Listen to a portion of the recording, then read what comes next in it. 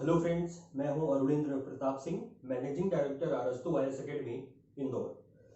दोस्तों, कुछ समय से चैनल पे मध्य प्रदेश के वीडियोस अपलोड ना हो पाने का जो प्रमुख कारण था वो मेरे गले में होने वाली समस्या थी। तो ना बोल पाने के कारण मैंने उचित समझा कि वीडियोस को थोड़ा दिनों के लिए रोक दिया जाए और एक बार पुनः जब तबीयत मेरी स्वस्थ हुई तो फिर से हम आपके सामने उपस्थित हैं। तो दोस्तों, आज हमारा जो लेक्चर का टॉपिक है वो हम करेंगे मध्य प्रदेश में उद्योग।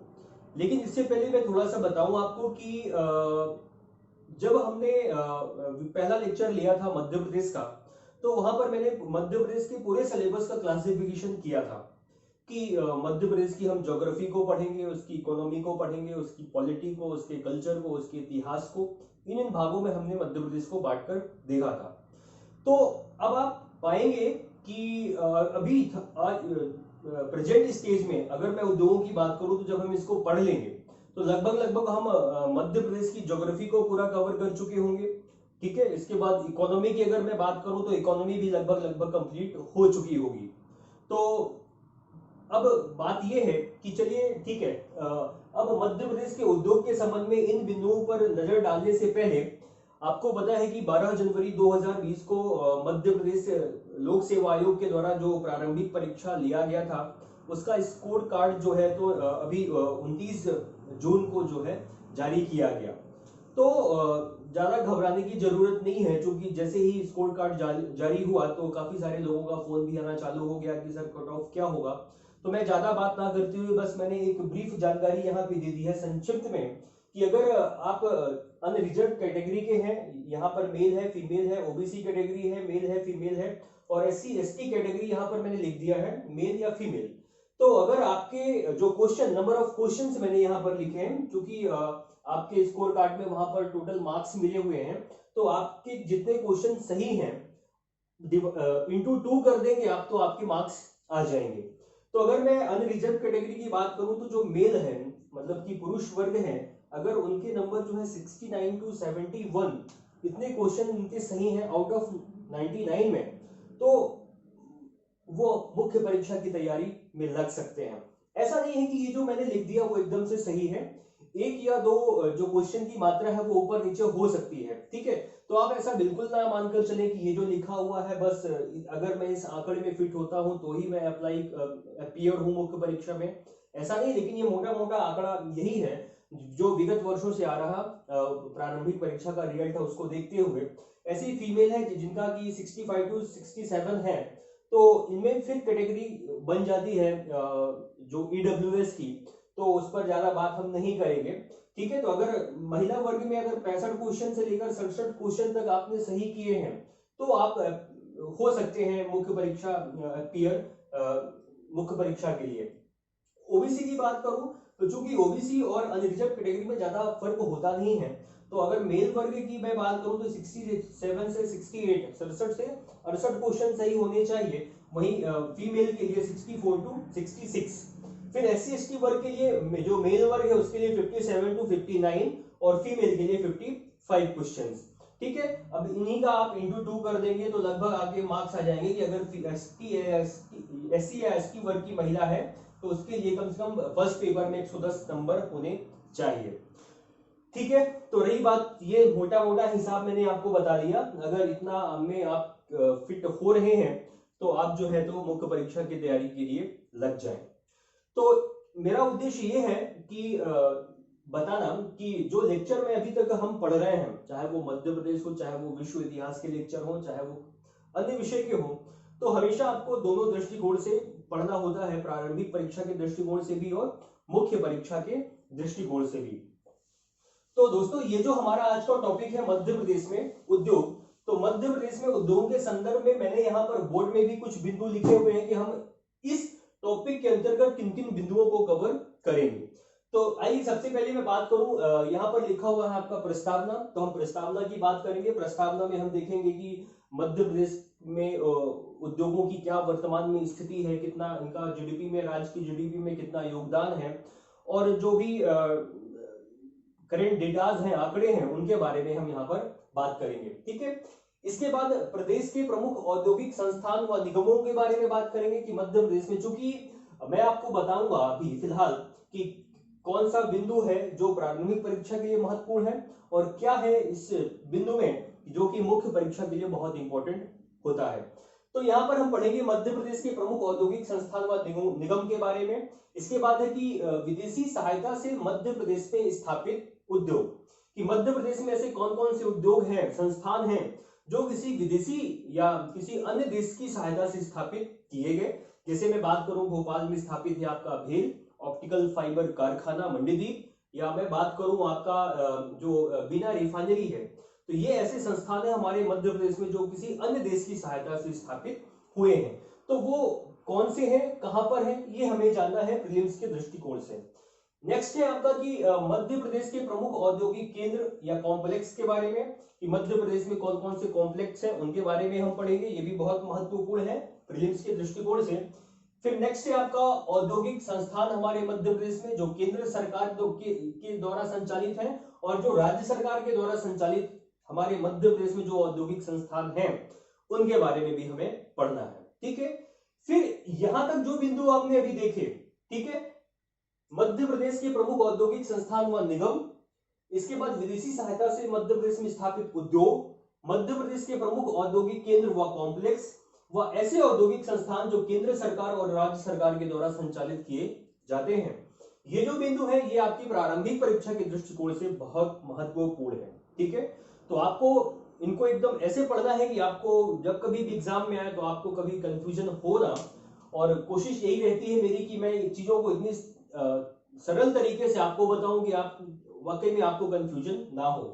फिर अब हम बात करते हैं, नेक्स्ट जो बिंदु है हमारे पास वो है मध्य प्रदेश में उद्योग। मध्य प्रदेश में उद्योगों के संदर्भ में ये जो बिंदु है ये मुख्य परीक्षा के दृष्टिकोण से बहुत महत्वपूर्ण है। ठीक है, बाकी ये तो पूरा चीज जो हमने अभी तक देखा वो है प्रारंभिक परीक्षा के दृष्टिकोण से। और कभी ये पूछता है कि मध्य प्रदेश में या वर्तमान मध्य प्रदेश में उद्योगों की स्थिति बताइए, या मध्य प्रदेश में मंद औद्योगिक विकास के कारण बताइए। पूछता है कि मध्य प्रदेश में उद्योगों की अगर मैं बात करूं तो कौन कौन से उद्योग हैं, फिर हम इनको क्लासिफाइड कर देते हैं, इनका वर्गीकरण कर देते हैं कि वन आधारित उद्योग हमारे मध्य प्रदेश में कौन कौन से हैं जो डिपेंडेंट होते हैं वनों पर। ठीक है, इसके बाद बात करें, ये एक अलग सा क्वेश्चन बन सकता है 6 मार्कर में। ठीक है, फिर खनिज आधारित उद्योग कौन कौन से हमारे मध्य प्रदेश में, ये अलग सा बनता है 6 मार्कर में। इसके बाद यहाँ का कृषि आधारित उद्योग कौन से हमारे मध्य प्रदेश में, ये भी आपका 6 मार्कर क्वेश्चन बनता है अलग अलग से। ठीक है, फिर अन्य उद्योगों की मैं बात करूं तो यहाँ पर ऑटोमोबाइल्स उद्योग आ जाएंगे, हथकरघा उद्योग है और आपके उर्वरक उद्योग है। ये अन्य उद्योगों में हम पढ़ते हैं, लेकिन जो सबसे महत्वपूर्ण है वो यही 3 क्वेश्चन बनते हैं। ठीक है, वन आधारित उद्योग, खनिज आधारित उद्योग और कृषि आधारित उद्योग। हो सकता है कि ये पूरा का पूरा ये आपको 15 नंबर में पूछा जा सकता है 300 शब्दों में कि मध्य प्रदेश के उद्योगों का विस्तृत वर्णन करें। तो आपको इन सब के बारे में आपको बताना पड़ेगा वहां पर 300 शब्दों में। ठीक है, लेकिन अगर लेंथ छोटा है, अगर 100 शब्द में पूछता है तो वो सिर्फ एक वन आधारित पूछ सकता है, खनिज आधारित पूछ सकता है, कृषि आधारित पूछ सकता है, ऑटोमोबाइल्स के बारे में पूछ सकता है, हथकरघा उद्योग के बारे में पूछ सकता है। तो आपको इन तरीकों से जो है तो अपने क्वेश्चंस को तैयार रखना है कि किसी भी प्रकार का किसी भी टाइप का क्वेश्चन अगर पूछता है वो तो आप कर जाए। चलिए फिर नेक्स्ट बात करें मध्य प्रदेश की औद्योगिक नीति। हम मध्य प्रदेश की औद्योगिक नीति को भी देखेंगे कि पहली औद्योगिक नीति कब आई और वर्तमान समय में कौन सी औद्योगिक नीति या किस वर्ष औद्योगिक नीति लाई गई। और इसके बाद जो सबसे महत्वपूर्ण क्वेश्चन बनता है मेरी नजर में हमेशा ये है कि मध्य प्रदेश औद्योगिक विकास निगम, ठीक है, कि मध्य प्रदेश के उद्योगों के विकास में मध्य प्रदेश औद्योगिक विकास निगम की भूमिका बताइए। ठीक है, इसके बाद नेक्स्ट है आपका मध्य प्रदेश कृषि उद्योग विकास निगम। इसके बारे में हम पढ़ चुके हैं कृषि के चैप्टर में। ठीक है, यहां पर भी पूछा जा सकता है क्वेश्चन 6 मार्कर में कि मध्य प्रदेश कृषि उद्योग विकास निगम के द्वारा संचालित संस्थानों का वर्णन करें। कौन कौन से ऐसे संस्थान है हमारे मध्य प्रदेश में जिनका संचालन या जिनकी देखरेख मध्य प्रदेश कृषि उद्योग विकास निगम के द्वारा किया जाता है। तो अब इनको आप क्लासिफाइड ऐसे कर लेंगे कि ये जो अभी तक ये जो बिंदु थे ये आपके पूरे के पूरे प्रीलिम्स के महत्वपूर्ण है। और यहां मैं बात करूं मध्य प्रदेश में उद्योग, औद्योगिक नीति और मध्य प्रदेश औद्योगिक विकास निगम की भूमिका या मध्य प्रदेश कृषि उद्योग विकास निगम की भूमिका, ये जो बिंदु है ये आपके मुख्य परीक्षा के दृष्टिकोण से बहुत इंपॉर्टेंट है। ठीक है, तो अब हम बात करते हैं, बात तो हम सभी की करेंगे लेकिन क्रम से करेंगे। अब हम बात करते हैं जो हमारा पहला बिंदु है प्रस्तावना की, तो उद्योग। तो दोस्तों किसी भी देश व प्रदेश की अर्थव्यवस्था के विकास में या उसकी अर्थव्यवस्था के आकार को बड़ा स्वरूप प्रदान करने के लिए उद्योग जो है एक महत्वपूर्ण साधन होते हैं। किसी भी देश व प्रदेश के जो प्राकृतिक संसाधन है, उन प्राकृतिक संसाधनों का प्रयोग इन्हीं उद्योगों में किया जाता है और विभिन्न प्रकार की वस्तुओं का निर्माण किया जाता है, उनके मूल्यों में वृद्धि की जाती है और उन्हीं वस्तुओं का फिर क्रय और विक्रय करके जो है तो पूंजी की प्राप्ति या की जाती है। तो कह सकते हैं हम कि उस देश व प्रदेश की अर्थव्यवस्था को सुदृढ़ करने में इन्हीं उद्योगों का महत्वपूर्ण स्थान होता है। तो अब डिफिनीशन की उद्योग होते क्या है, तो यहां पर मैंने लिखा हुआ है कि उद्योग क्या है। उद्योग आप किसे कह सकते हैं, तो देखिए कि आर्थिक क्रियाओं का वह तंत्र जिसमें शारीरिक व यांत्रिक यंत्रों के माध्यम से कच्चे पदार्थ को, अभी मैंने बात की थी आपसे कि किसी भी देश व प्रदेश के जो भी प्राकृतिक संसाधन है, जैसे मैं बात करूं जो खनिज संसाधन है, हमारे वन संसाधन है, तो इन संसाधनों का प्रयोग होता कहां पर है, क्योंकि अभी तो ये कच्चे फॉर्म पे है। खनिज जो है अभी ये रॉ मटेरियल है, इनका प्रयोग अगर इनको आप निश्चित आकार निश्चित वस्तु आप नहीं बनाएंगे तो लोग क्यों खरीदेंगे। ठीक है, तो यही उद्योग जो होते हैं आर्थिक क्रियाओं का वह तंत्र जिसमें शारीरिक व यांत्रिक यंत्रों के माध्यम से कच्चे पदार्थ को इच्छित रूप आकार में अथवा विशेष गुणधर्म वाली वस्तुओं में परिवर्तित कर उनका मूल्यवर्धन किया जाता है। ठीक है, तो ऐसे प्रक्रम क्या कहलाते हैं, आपके उद्योग कहलाते हैं। ठीक है, अब हम बात करें अब इन्हीं उद्योगों का विकास हमारे मध्य प्रदेश के संदर्भ में कि इन उद्योगों का विकास हमारे मध्य प्रदेश में किस किस क्रम में हुआ है। तो अगर मैं बात करूं कि अगर इनको भी हम विभाजित कर लेंगे कि आजादी के पहले, आजादी के बाद व जब हमारे देश में जो पंचवर्षीय योजना या कहूं मैं कि नियोजन का काल जब प्रारंभ होता है, तो हमारे मध्य प्रदेश का वास्तविक रूप से उद्योगों का विकास में गति मिलती है हमें। लेकिन ऐसा नहीं है कि आजादी के पूर्व हमारे मध्य प्रदेश में उद्योगों का विकास हुआ नहीं, हुआ तो है लेकिन उनकी जो गति थी वो बहुत मंद थी। जैसे मैं बात करूं कि कि स्वतंत्रता के पूर्व, तो स्वतंत्रता के पूर्व भी हमारे मध्य प्रदेश में काफी बड़े उद्योग स्थापित हो चुके थे। जैसे मैं बात करूं कि सूती वस्त्र उद्योग में हमारे मध्य प्रदेश में पहली जो सूती वस्त्र उद्योग स्थापित किया गया वो ताप्ती बुरहानपुर सूती वस्त्र उद्योग था। ठीक है, जो लगभग 1906-1907 में स्थापित हुआ, लेकिन वह असफल रहा। इसके बाद 1907 में पुनः इंदौर में मालवा सूती वस्त्र उद्योग की स्थापना की गई। इसके बाद बात करें तो सीमेंट उद्योग में, सीमेंट उद्योग में जो पहली हमारे मध्य प्रदेश की पहली जो सीमेंट फैक्ट्री थी वो कैमूर सीमेंट फैक्ट्री थी, सॉरी बानमोर मुरैना में स्थापित की गई थी। ठीक है, 1921-22 में स्थापित की गई थी। इसके बाद मध्य प्रदेश की पहली जो शुगर मिल है वो भी आपके जावरा रतलाम में स्थापित की गई स्वतंत्रता के पूर्व ही। तो कुल मिलाकर उद्योगों का स्थापित तो स्वतंत्रता के पूर्व भी होने लगे थे, लेकिन वृहद स्तर पर उद्योग स्थापित नहीं हो पाए थे। फिर हमारा देश आजाद हुआ। आजादी के होने के बाद हमने देखा कि हमारा मध्य प्रदेश निर्मित, तो हमारे मध्य प्रदेश की स्थापना 1 नवंबर 1956 में हुई। अगर आजादी के पूर्व और 1 नवंबर 1956 के पहले की स्थिति की मैं बात करूं, आजादी के बाद और 1 नवंबर 1956 के पहले, तो हमने देखा था कि संपूर्ण भारत जो है 3 प्रकार की श्रेणी राज्य की श्रेणियों में बढ़ चुका था। उनमें हमारा मध्य प्रदेश भी था। तो हमारा मध्य प्रदेश 3 प्रकार की श्रेणियों में बटा हुआ था। तो अब हर स्टेट जो है अपने अपने ढंग से अपने अपने क्षेत्र में उद्योगों का विकास कर रहा होता है। ठीक है, चाहे वो प्रथम स्टेट हो, चाहे वो द्वितीय हो, चाहे वो थर्ड स्टेट हो। अब जब भारत में नियोजन का काल प्रारंभ होता है 1951 से, तो देश के विभिन्न प्रदेशों में औद्योगिक विकास में द्रुत गति प्राप्त देखने हमें मिलती है। लेकिन हमारे मध्य प्रदेश की जो प्रथम पंचवर्षीय योजना है, जिसे हम पढ़ते हैं कि भारत की पहली पंचवर्षीय योजना का प्रारंभ 1951 में हुआ, जो 5 साल तक चला 1956 तक, और दूसरी पंचवर्षीय योजना 1956 से 61 तक चली।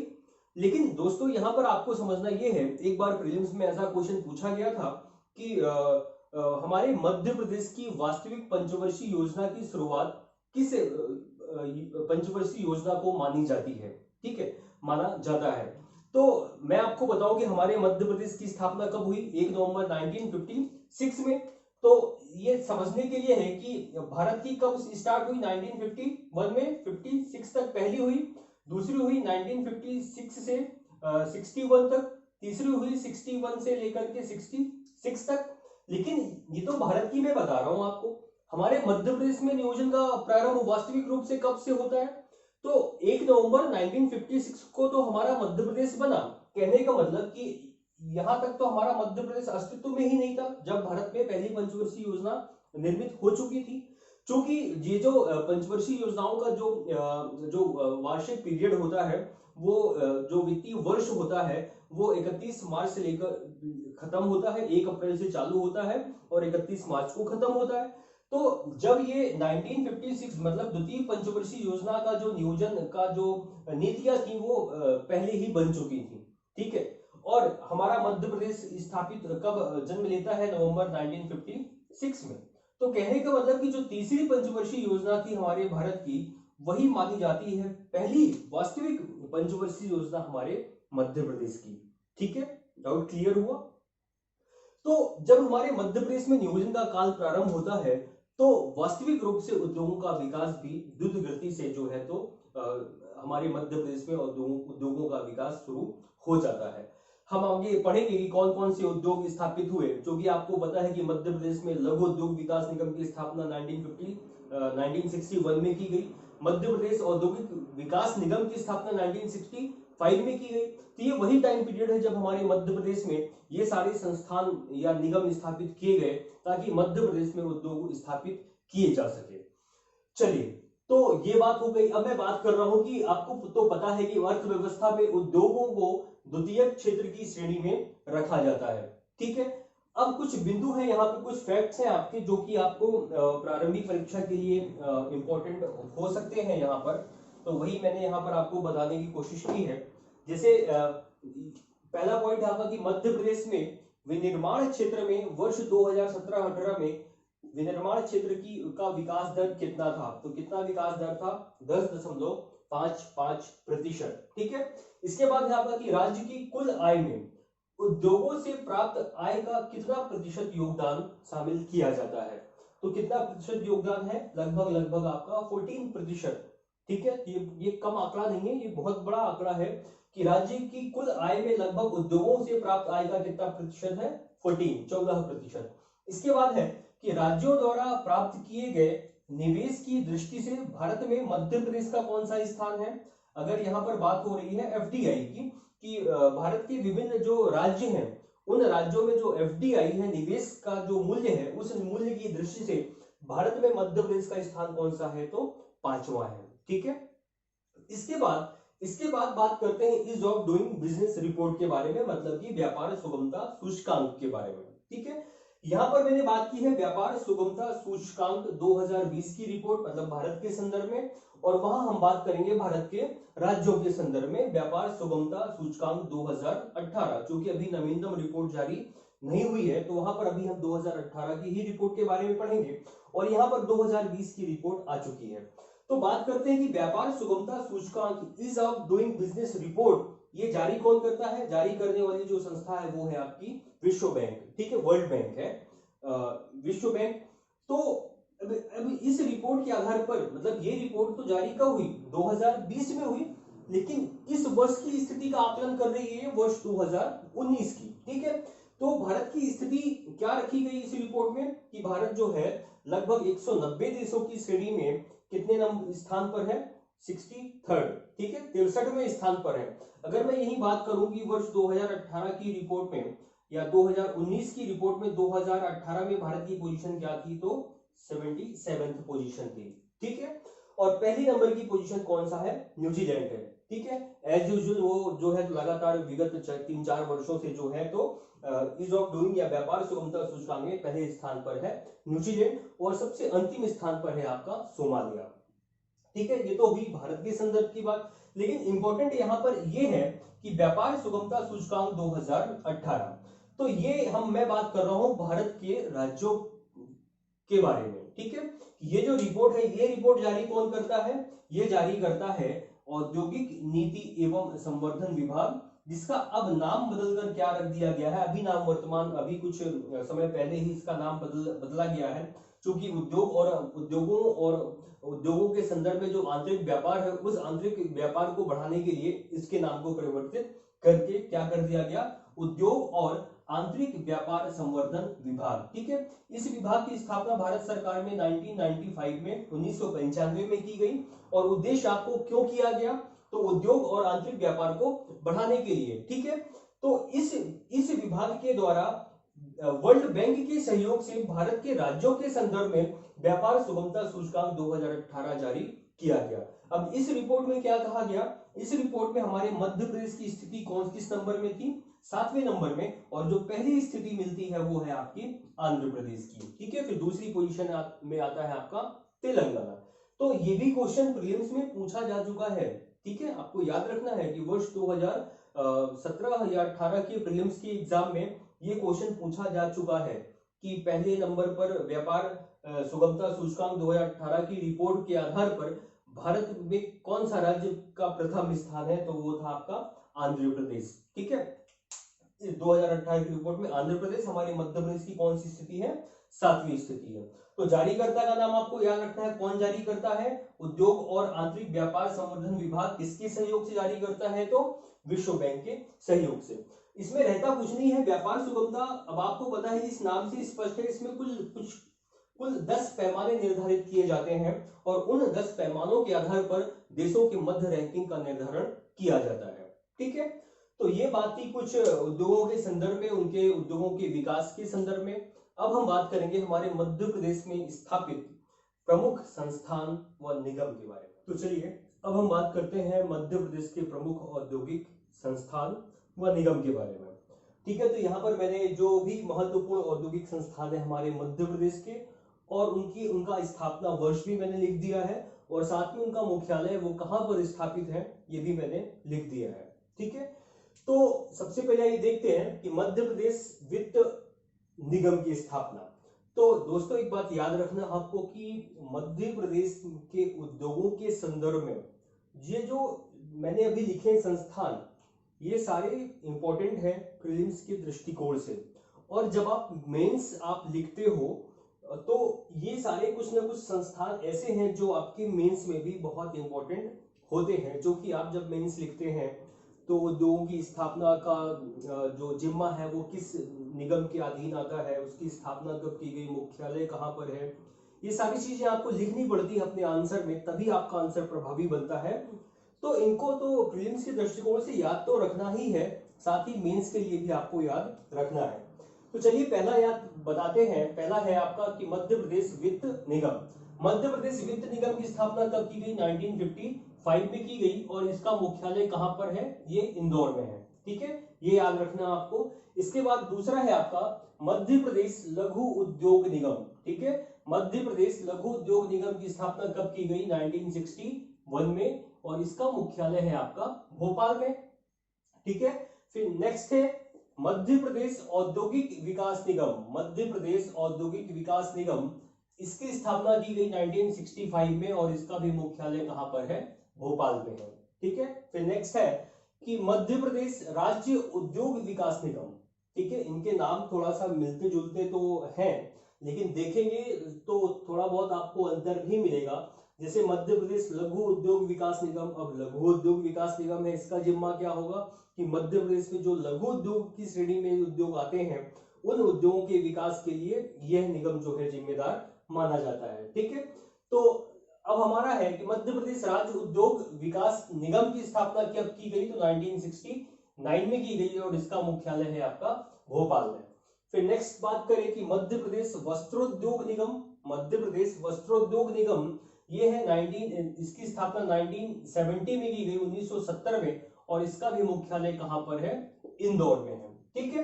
तो वस्त्रोद्योग निगम, तो निश्चित रूप से नाम से स्पष्ट है कि ऐसा निगम जो वस्त्र उद्योग से संबंधित है, ठीक है, उनकी नीतियों के निर्माण में, उनके रख रखाव में, उनको जो है तो वित्त की व्यवस्था करने में, अधोसंरचना के निर्माण में, तो ये सारी चीजें जो है तो इस निगम के जिम्मे आता है। फिर नेक्स्ट है आपका कि मध्य प्रदेश उद्योग मंडल की स्थापना कब की गई? मध्य प्रदेश उद्योग मंडल की स्थापना 1972 में कहां की गई? ये भी भोपाल में की गई। फिर नेक्स्ट है आपका कि मध्य प्रदेश हथकरघा या इसी को हम कहते हैं हैंडलूम संचालनालय, मध्य प्रदेश हथकरघा संचालनालय की स्थापना कब की गई? 1976 में। कहां की गई? तो भोपाल में की गई। फिर नेक्स्ट है आपका मध्य प्रदेश राज्य निर्यात निगम, मध्य प्रदेश राज्य निर्यात निगम की स्थापना 1977 में की गई और कहां पर की गई है? ये भी आपके भोपाल में की गई। ठीक है, इसके बाद नेक्स्ट है कि मध्य प्रदेश खादी एवं ग्रामोद्योग बोर्ड, ठीक है, मध्य प्रदेश खादी एवं ग्रामोद्योग बोर्ड की स्थापना कब की गई? तो इसकी भी स्थापना 1977 में की गई और कहां की गई? तो भोपाल में की गई। ठीक है, इसके बाद है मध्य प्रदेश चर्म विकास निगम की स्थापना, मध्य प्रदेश चर्म विकास निगम की स्थापना 1981 में की गई और इस कहां की गई? इसका भी मुख्यालय है आपका भोपाल में। इस नेक्स्ट है फिर मध्य प्रदेश हस्तशिल्प विकास निगम, मध्य प्रदेश हस्तशिल्प विकास निगम, ठीक है, इसके बारे में हम डिटेल से पढ़ेंगे क्योंकि अब इनके सबके बारे में डिटेल से पढ़ना तो इम्पॉसिबल सा है। ठीक है, लेकिन मैं आपको एक चीज ये बताना चाह रहा हूं कि अगर मान लीजिए कि किसी भी विकास निगम से संबंधित कोई भी क्वेश्चन अगर मेंस में पूछा जाता है तो उनके नाम के आधार पर ही आप उनके कार्यों का विभाजन कर सकते हैं। ठीक है, कि ये जो चर्म विकास निगम है इसका मुख्य कार्य क्या होगा, मध्य प्रदेश हस्तशिल्प विकास निगम है इसका मुख्य कार्य क्या होगा, तो इनके नाम में ही आप जो है उनके कार्यों को आप बता सकते हैं। तो मध्य प्रदेश हस्तशिल्प विकास निगम की स्थापना कब की गई? 1981 में की गई। ठीक है, इसका भी मुख्यालय है आपका भोपाल में। लेकिन इसके साथ कुछ मैंने एडिशनल यहाँ पर कुछ लिख रखा है कि मध्य प्रदेश हस्तशिल्प विकास निगम की स्थापना तो 1981 में हुई, लेकिन इस निगम के अधीन जो है मध्य प्रदेश हथकरघा को भी सम्मिलित कर दिया गया था 1999 में, 1999 में, और जाकर वर्ष 2013 में मध्य प्रदेश हस्तशिल्प विकास निगम का नाम बदलकर क्या रख दिया गया? संत रविदास मध्य प्रदेश हस्तशिल्प हथकरघा विकास निगम। ठीक है, कब किया गया? वर्ष 2013 में, याद रखना है आपको। फिर नेक्स्ट है आपका कि मध्य प्रदेश औद्योगिक केंद्र विकास निगम की स्थापना कब की गई? तो इसकी स्थापना हुई 1987 में। कहां की गई? भोपाल में की गई। ये भी नाम आपको याद रखना है, ये भी बहुत इंपॉर्टेंट है। मध्य प्रदेश औद्योगिक केंद्र विकास निगम, औद्योगिक केंद्र, तो आपने देखा होगा कि मध्य प्रदेश के लगभग सभी जिलों में औद्योगिक केंद्र विकसित किए जा चुके हैं या किए जा रहे हैं। तो वर्तमान समय में हमारे मध्य प्रदेश में लगभग 26 औद्योगिक केंद्र विकसित किए जा चुके हैं। उन औद्योगिक केंद्रों को विकसित करने का जो जिम्मा है वो किस पर है? मध्य प्रदेश औद्योगिक केंद्र विकास निगम के अधीन ही है। ठीक है, तो इसकी स्थापना 1987 में हुई भोपाल में। इसके बाद है मध्य प्रदेश सूक्ष्म लघु एवं मध्यम उद्योग विकास निगम। ठीक है, इसकी स्थापना कब की गई? 5 अप्रैल 2016 को की गई। तो ये सबसे नवीनतम विकास निगम है, मध्य प्रदेश सूक्ष्म लघु एवं मध्यम उद्योग। तो अब इसका काम क्या होगा? तो इसके नाम से ही स्पष्ट है, सूक्ष्म लघु एवं मध्यम उद्योगों के संबंध में नीति निर्देशक या नियमों का क्रियान्वयन करना। इसकी स्थापना 5 अप्रैल 2016 को की गई है। तो इनमें से जो कुछ ऐसे विकास निगम है जिनकी चर्चा हम करेंगे अपने लेक्चर के दौरान ही, और मैं बताऊंगा कि अगर किसी भी निगम के बारे में आपसे मेंस में पूछा जाता है 6 मार्कर, तो किस पैटर्न के हिसाब से आप अपने आंसर को फॉर्मेट करेंगे। ठीक है, तो ये थे हमारे मध्य प्रदेश के प्रमुख औद्योगिक संस्थान। अब हम बात करेंगे कि मध्य प्रदेश में ऐसे औद्योगिक संस्थान जिनकी स्थापना विदेशी सहायता से की गई। चलिए अब हम बात करते हैं विदेशी सहायता से मध्य प्रदेश में स्थापित उद्योग, मतलब कि मध्य प्रदेश में ऐसे कौन कौन से उद्योग हैं जो किसी अन्य देश की सहायता से स्थापित किए गए हैं। उनमें कुल आपको 5 ये उद्योग याद रखना है, और याद रखना है कि वो कहां पर स्थापित किए गए हैं और किस देश की सहायता से स्थापित किए गए। पहला है आपका भेल, भेल मतलब BHEL, Bharat heavy electricals limited. इसकी स्थापना जो है तो 1964 में की गई। कहां पर की गई? भोपाल में की गई। किस देश के सहयोग से ये भेल स्थापित किया गया भोपाल में? तो ब्रिटेन के सहयोग से। ठीक है, अब यहां पर भेल में होता क्या है? ठीक है, भोपाल आप जाएंगे यहाँ पर भोपाल में तो आपको जो पिपलानी का एरिया है भोपाल में, वहां पर ये संस्थान स्थापित है, बहुत बड़े एरिया में स्थापित है। तो मुख्य रूप से यहाँ पर जो हैवी इलेक्ट्रिकल्स चीजें होती हैं, मतलब कि जैसे कि ट्रांसफार्मर हो गया, टरबाइन हो गया, रेफ्रिजरेटर हो गया, ऐसे भारी भारी उपकरणों का यहाँ पर यहाँ बनाए जाते हैं और जिनका की विदेशों पर भी आयात किया जाता है। इसके बाद नेक्स्ट है आपका ऑप्टिकल फाइबर कारखाना। ठीक है, ऑप्टिकल फाइबर कारखाना ये कहां पर है? ये है आपका मंडीदीप में, और मंडीदीप किस जिले में आता है? तो रायसेन जिले में आता है। याद रखना है आपको, ऑप्टिकल फाइबर कारखाना कहां पर है? मंडीदीप, रायसेन में। और ये किस देश के सहयोग से स्थापित किया गया? तो जापान के सहयोग से स्थापित किया गया ऑप्टिकल फाइबर कारखाना मंडीदीप में। तो ऑप्टिकल फाइबर ये क्या होता है? आपने सुना होगा, ऑप्टिकल फाइबर का नाम तो सुना ही होगा कि दूर संचार के क्षेत्र में ऑप्टिकल फाइबर का प्रयोग किया जाता है, जो कि यहाँ ये जो है ये भी एक ऑप्टिकल फाइबर एक वायर है जो भूमिगत हम बिछाते हैं दूर संचार के लिए, क्योंकि ये पूर्ण आंतरिक परावर्तन पर काम करती हैं, तो संकेतों का शरण इसमें नहीं होता है। ठीक है, तो इसके बाद नेक्स्ट है आपका तेल शोधन कारखाना। तेल शोधन कारखाना मतलब ऑयल रिफाइनरी, ये कहां पर है? ये है बीना में। बीना जो है तो सागर जिले के अंतर्गत आता है। इसकी स्थापना वर्ष 2008 में की गई और किस देश के सहयोग से की गई? तो ओमान के सहयोग से की गई। ठीक है, क्योंकि जो तेल शोधन कारखाना है वो बीपीसीएल मतलब भारत पेट्रोलियम कॉर्पोरेशन लिमिटेड के साथ साथ ओमान रिफाइनरी, इन दोनों की ये संयुक्त परियोजना के माध्यम से तेल शोधन कारखाना स्थापित किया गया है बीना सागर में। तो किस देश के सहयोग से? ओमान के सहयोग से। ठीक है, फिर नेक्स्ट है आपका नेशनल फर्टिलाइजर उद्योग। ठीक है, नेशनल फर्टिलाइजर मतलब उर्वरक उद्योग, ये कहां पर स्थापित किया गया? 1984 में मध्य प्रदेश के गुना जिले में। किस देश के सहयोग से? तो यहाँ पर दो देश आते हैं, एक अमेरिका और दूसरा है आपका इटली। तो अमेरिका और इटली के सहयोग से 1984 में मध्य प्रदेश के गुना जिले में नेशनल फर्टिलाइजर उद्योग की स्थापना की गई है। तो ये भी उर्वरक उद्योग है। यहाँ पर क्या काम होता होगा? तो उर्वरकों को बनाने का काम। ठीक है, नेक्स्ट है आपका कि छोटे हथियार बनाने का कारखाना। ये अभी वर्ष 2017 में स्थापित किया गया, क्योंकि यह माना जाता है कि मध्य प्रदेश के ग्वालियर अंचल का यह पहला एफटीआई है जो निजी क्षेत्र के द्वारा मध्य प्रदेश के ग्वालियर अंचल में स्थापित किया गया है। तो मध्य प्रदेश में छोटे हथियार बनाने का जो कारखाना है वो कहाँ स्थापित किया जाएगा? मालनपुर। मालनपुर एक औद्योगिक केंद्र कहां पर है? ये भिंड जिले में है। और किस देश के सहयोग से? तो इजराइल के सहयोग से किया जाएगा। ठीक है, यहाँ पर मैंने लिखा है कि यह भारत का पहला निजी क्षेत्र द्वारा स्थापित उद्योग है, मतलब कि छोटे हथियार बनाने का जो उद्योग है ये निजी क्षेत्र का भारत का पहला निवेश है ये। ठीक है, तो यहाँ पर पुंज लॉयड कंपनी जो है ये इजराइल की एक डिफेंस कंपनी है, मतलब कि जो हथियार बनाने का काम करती है, निजी क्षेत्र की कंपनी है। तो पुंज लॉयड के सहयोग से, इजराइल के सहयोग से मालनपुर भिंड में जो है तो छोटे हथियार बनाने का उद्योग स्थापित किया जाएगा। निर्माणाधीन है ये प्रक्रिया वर्ष 2017 में, चूंकि यह सारी चीजें वहां पर प्रस्तावित हो चुकी हैं। ठीक है, तो ये 5 चीजें आपको, 5 ये उद्योग जो यहाँ पर लिखे हुए हैं बोर्ड में, तो ये आपको याद रखने हैं, जो कि किसी अन्य देश की सहायता से हमारे प्रदेश में स्थापित किए गए हैं। ये बड़ी बात है हमारे प्रदेश के लिए। तो कहां पर है, किस देश के सहयोग से, आपको याद रखना है। ठीक है फ्रेंड्स, तो आज के लिए बस इतना ही। बाकी जो बिंदु है वो हम नेक्स्ट लेक्चर में कवर करेंगे। तो उम्मीद है कि आप अभी घर पे ही होंगे, सुरक्षित होंगे, स्वस्थ होंगे।